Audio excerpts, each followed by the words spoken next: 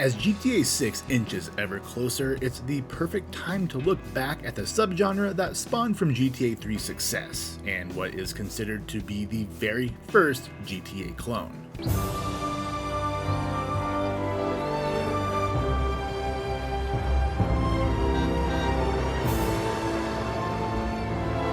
On October 22nd, 2001, Rockstar changed the gaming industry forever. GTA 3 released and it offered players something entirely new, a living, breathing city that enabled absolute freedom, creating a sandbox environment for people to get lost in. It was a massive hit that many developers wanted to replicate, and it became one of the most popular styles of games throughout the 2000s. But in less than a year, in August of 2002, Illusion Softworks dropped a game that seemed remarkably similar on the surface, but far more grounded. Mafia began development as far back as 1998, and it evolved over the years as they switched engines. With such little time between GTA 3 and Mafia, calling it a GTA clone seems almost disrespectful, especially considering it has its own unique identity. To me, it's like labeling a game a Souls-like or a Metroidvania.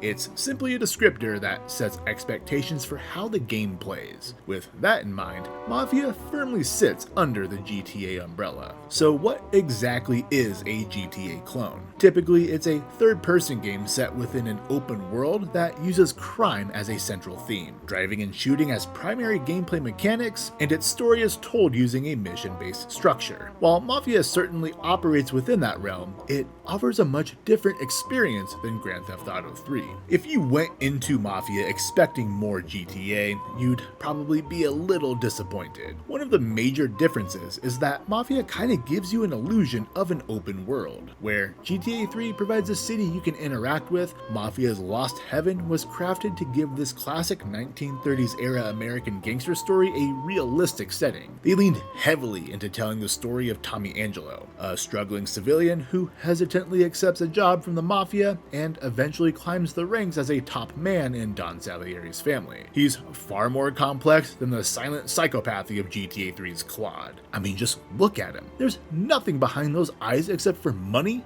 and murder. Where Claude is just a silent avatar for us to wreak havoc with, Tommy is a fully realized character who we can connect with. He's not just a standard mobster. He's someone who was forced into it out of desperation and circumstance. And once you enter that world, it's really difficult to get out. It's a love letter to classic Mafia films that successfully nails the vibe of the greats like Goodfellas and The Godfather. Look at him. Honored. My boy.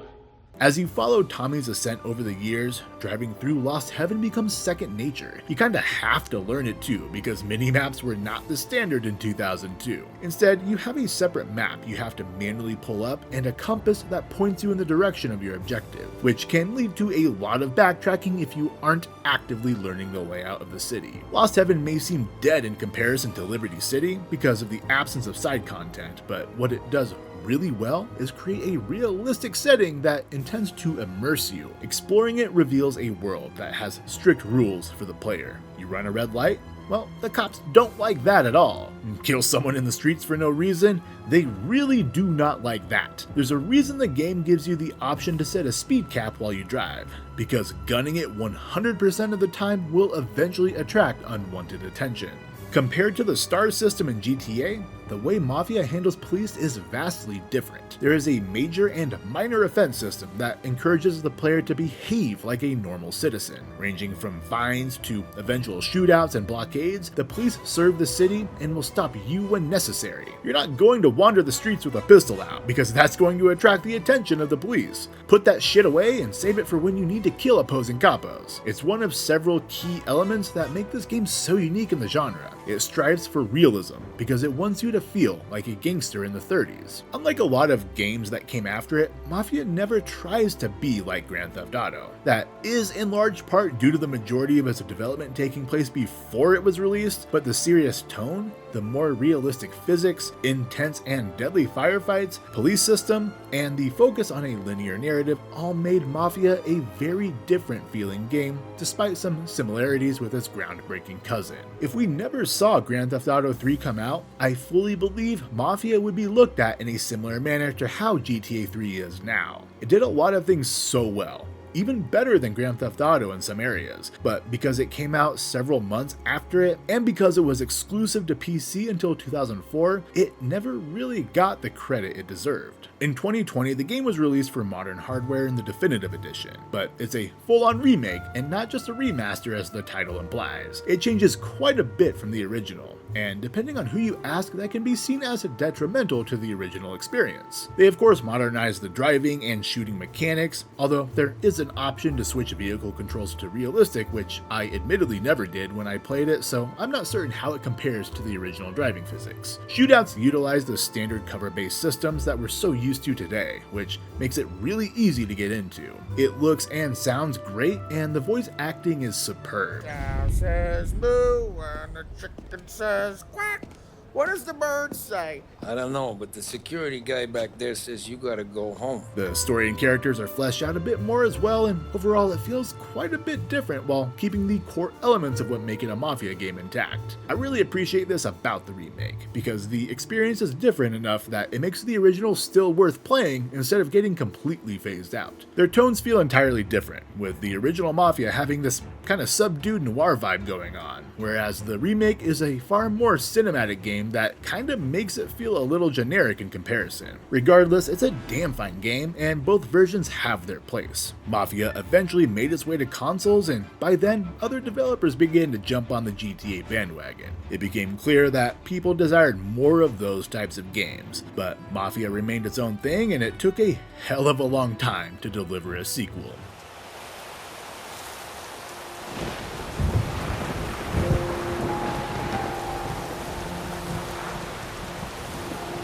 Between 2002 and 2010, we saw The Godfather and Scarface release their own GTA-style games, new franchises popped up in True Crime, The Getaway, and Saints Row, established franchises pivoted terribly and tarnished their name. Even The Simpsons jumped on this trend in an unexpectedly fun way, but Grand Theft Auto remained dominant, with San Andreas blowing people away in 2004 and a major tonal shift in Grand Theft Auto 4. But Illusion Softworks turned 2K Czech remained steadfast on delivering a sequel. Mafia II was caught up in an unexpected delay caused by limitations in Mafia's suddenly outdated engine. This forced Illusion to begin development of another engine, which led to them pushing out the initial release from the PlayStation 2 and Xbox to the PlayStation 3 and Xbox 360. The initial build of the game was meant to feature more side content, allowing the player to go off the beaten path and play it more like a GTA clone. But the developers had to make a choice, and elected to cut a lot of that out in favor of making it more like its predecessor. That meant Mafia II maintained its focus on delivering a linear story while also pushing the gameplay and environmental detail forward with new technology. We control Vito Scaletta during the 40s and 50s, and as we watch the years go by, we can see small changes occur in vehicles, fashion,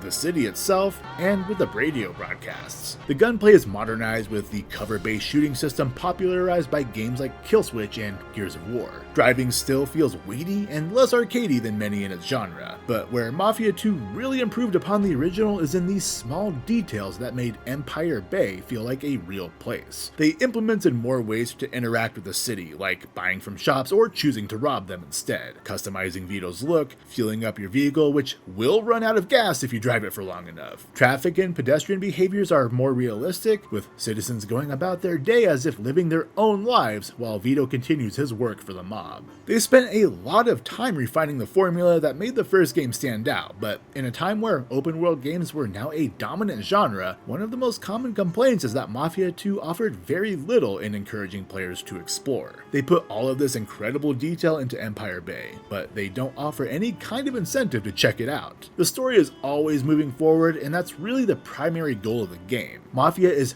meant to be a linear experience. However, crafting such a detailed, explorable city seems to be a counter-argument to that. Like GTA and many games similar to it, even in other types of open world games, they had plenty of things to do outside of the main story so that players are encouraged to explore all of the hard work put into the world. But Mafia doesn't do that. Instead, they have a specific story they want to tell, and they want to put their time and effort into creating a lifelike city that feels, looks, and sounds real. It absolutely helps sell the fantasy that Vito is actually here in Empire Bay, trucking along day by day as a mafioso. Empire Bay isn't so much about player freedom, as so many open worlds are. It's there primarily to immerse you into this world so you can see Vito's life from his own perspective. And this is what sets Mafia apart from other GTA clones. They are great at telling captivating stories set in memorable settings. Most of the time, side content is lazy and simply serves as a way to balloon the playtime, but that didn't stop players from wanting more content out of these games. The people were heard, and unfortunately, that was implemented in the worst possible way.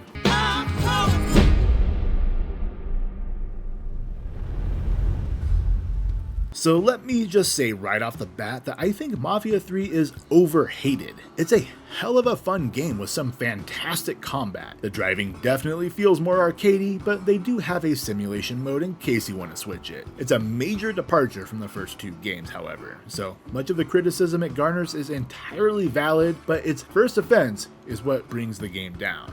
Hangar 13 listened to what the people wanted and fully embraced the open world style of gameplay. But instead of leaning into how GTA does it with interesting, fun, and wacky missions, it takes the Ubisoft approach by copying and pasting these same activities over and over. The major issue with this is it's tied directly into the story in order to arbitrarily bloat the runtime and forcing us to participate in these missions in order to take over a territory. Even though the combat kicks ass, the repetitive nature is what really drags this game down. It wouldn't be such a problem if the jobs were more varied, but having to stop a few rackets in every single territory to lure out a high-ranking boss so you can kill him and assign the territory to one of your own underbosses becomes a massive chore. To provide some context to how big of an issue this is, the first Mafia game took me about 9 hours to finish. The second was a little longer at 10 hours. For Mafia 3, it took me 20 hours to finish. I did the bare minimum to keep the story going, which makes it at least twice as long as Mafia 2. It easily could have been condensed into something much tighter though. The whole justification for this was to make Lincoln's primary target, Sal Marcano, feel like he's slowly getting squeezed. It's a tactic that Lincoln learned in Vietnam to instill fear in his enemies. Sal gets to watch as everyone around him drops like flies, and there is nothing he can do about it. But goddamn, do they make it tedious as hell. I'm all for developers experimenting and trying to evolve their franchises, but it seems like they just lost focus. We didn't need to get forced into doing 3+ repetitive tasks in each section of the city. It ruins the pacing and bogs down their otherwise excellent story. It's far too repetitive for its own good, but thankfully, Lincoln Clay and the city of New Bordeaux are an absolute blast to experience. Personally, Lincoln is my favorite protagonist in the series. He's a force of nature hellbent on dismantling the mob piece by piece. That's one of the other major complaints about this game, which I understand but personally don't really care about. The title of the franchise implies you are part of the Mafia, but for the third game, you are going head to head with them. In this case, it totally works because taking part in Lincoln's revenge quest against a man who believes himself untouchable was satisfying to say the least. It gives us a way different perspective than the first two, and they certainly do not hold back on the blatant racism. It's 1960s in the American South, and the Mafia franchise has always strived for realism, so it's in your face and uncomfortable to hear, but it was an essential detail to get right. That's what makes it so easy to root for Lincoln, who is facing extraordinary odds, but is able to handle himself due to his military training. Mafia 3 is just a lot darker than the first two games. Decent thing would be to let a man get in a prayer before you kill him.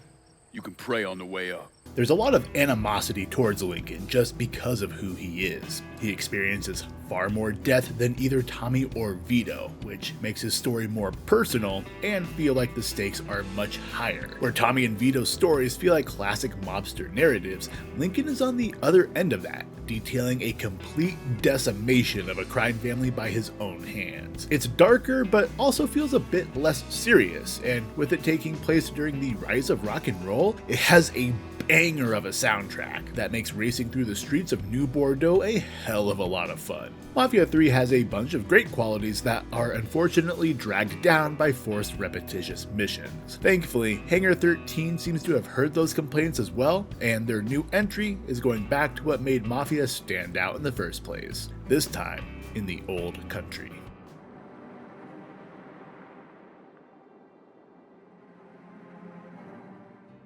It's a return to form and exactly what is expected from the Mafia franchise. It has rock solid gameplay, nothing that will blow you away or anything, but where it really delivers is the level of detail it offers while telling an engrossing mob-related story. The Mafia franchise began as something entirely different before developers began churning out games to capitalize on the GTA craze. But unlike other GTA clones, Mafia has persisted over the years by maintaining its identity as a fringe GTA-like that puts most of its focus on an immersive linear narrative in a highly detailed world. Not every game needs to demand dozens of hours of your time, and because of that, I really appreciate this series. Let me know if you want to see me cover more GTA clones as we wait for GTA 6. Otherwise, feel free to toss me a like and click on this video of mine YouTube thinks you might like.